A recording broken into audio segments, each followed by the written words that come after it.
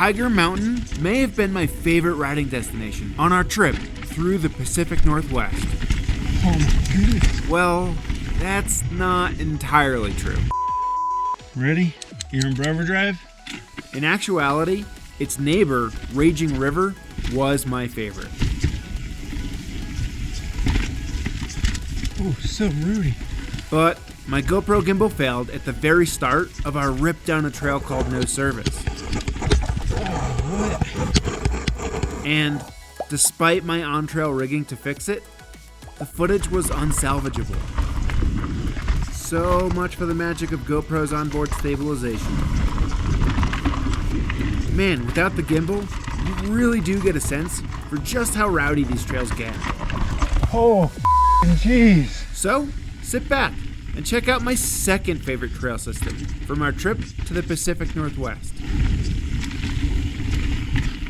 Honestly, this place was awesome. It's so pretty in here.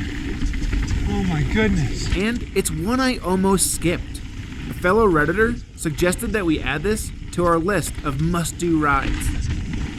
But when I looked at it on Trailforks, I only saw a few descents from the top. I love this. And didn't feel all that inspired. But now, having ridden here, I can't imagine having missed out on the chance. That's gotta be us. After a fun rip down from the very flowy Summit Trail, we connected into OTG, a black trail that changed quickly between being flowy and chunky.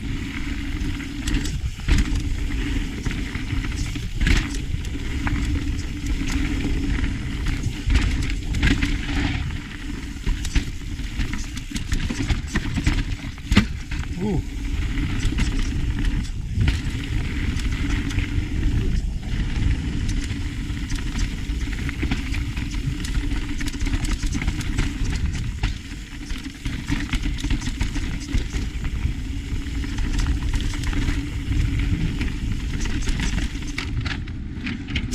This trail was an absolute blast. Ooh, bottom bracket.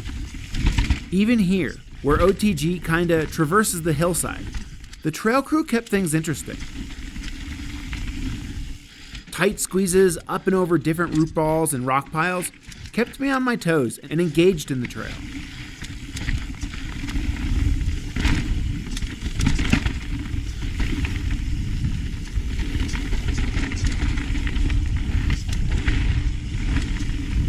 When we hit NOTG, the dirt got good. I mean, really good. I knew this is what I had come here for. Oh, big jumps, huh? Okay. I've said this a lot in this series, but the trail builders out here in the Pacific Northwest really know what they're doing. The way they utilize this tacky dirt to build lines through the root balls is impressive.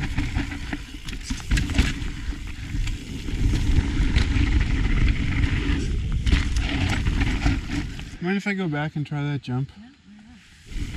I get the feeling that with each lap on this trail, I would find new, smoother lines, further increasing my speed and the stoke level.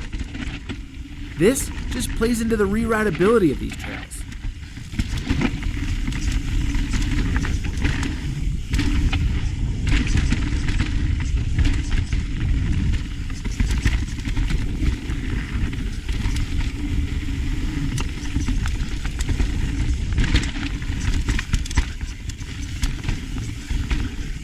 This is the exact type of riding that modern trail and enduro bikes were made for. And my Remedy excelled in here.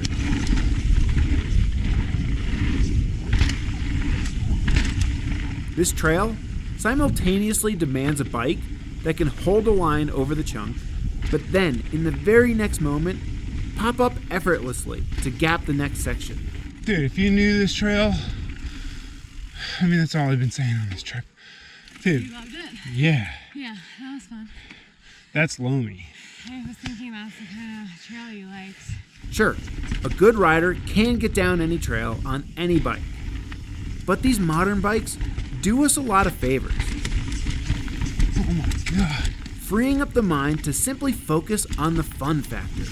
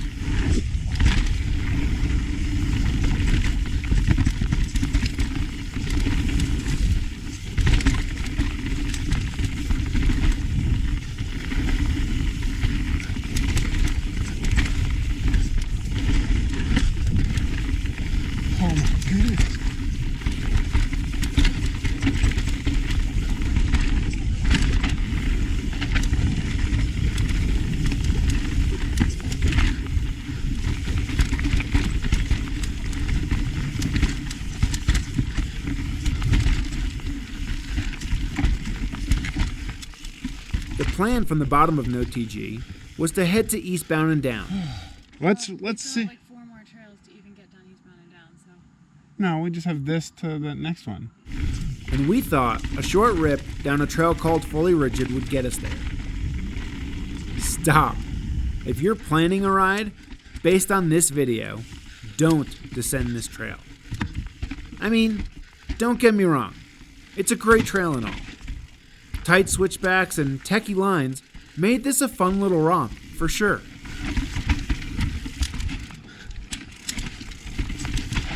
Oh boy, gotta remember to let go of those brakes. I almost didn't make that. But we were using this as a way to connect to Inside Passage, which turns out was not the way to do it. That's not good. Because that's a one-way. After having to descend Joyride down to Northwest Timber, we had to climb Masterlink for a second time. Masterlink then dropped us into Inside Passage, which was a blast.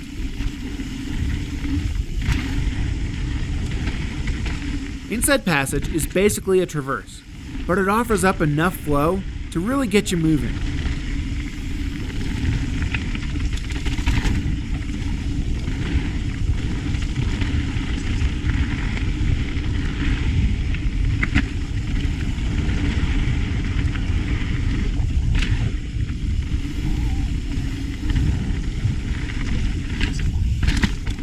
Didn't clear it, but it's still fun. You ready? I'm ready. I'm nervous looking at it. I might rock things, but that's okay. That is okay. Finally, we reached the top of Eastbound and Down, a trail that, according to the beta from the BC POV video I watched, was going to be a steep one. Don't let the GoPro effect fool you. This trail was steep, just how I like it.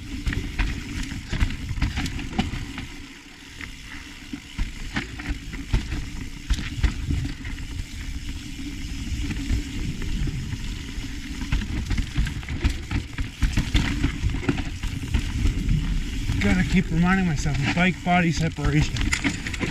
It's crucial out here. The way your bike gets moved around by these roots. Whew. This looks... So I saw this in BC POV's video, and I thought, that doesn't look that bad. I don't know why they would stop on it. But it's very clear that it is really quite tricky. And they only stopped because it was wet. Hold up. Before I tackle this feature ahead of me, let's take a second to look at this root ball behind me. This thing is gnarly. I mean, watch Anna's foot land in this hole between the roots. That'll stop a tire for sure. But just a second ago, I rode this and you didn't bat an eye. Let's look at that again. And maybe think about that as I'm rolling down sections of trail that look like nothing. And then really think about that. When the trail actually does look steep, Oh, that goes pretty good. despite the GoPro effect.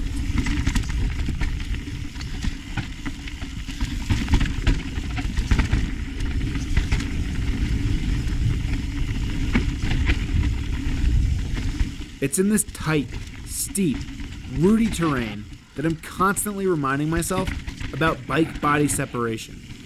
You see, sometimes I freeze up. I lock my knees to the bike and simply hold on tight.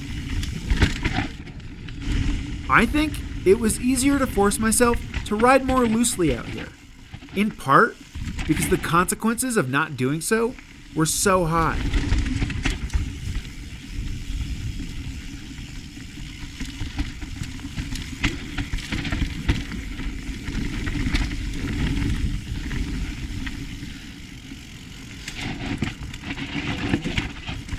Each meter of trail consisted of different root balls, all scattering in different directions. If you're riding frozen to the bike, there's no way you're holding on for the duration. Jeez. Go back for that. Letting that bike move around under you is the only way to survive it here. So yeah, stay loose and live to ride long, sketchy descents like this one here.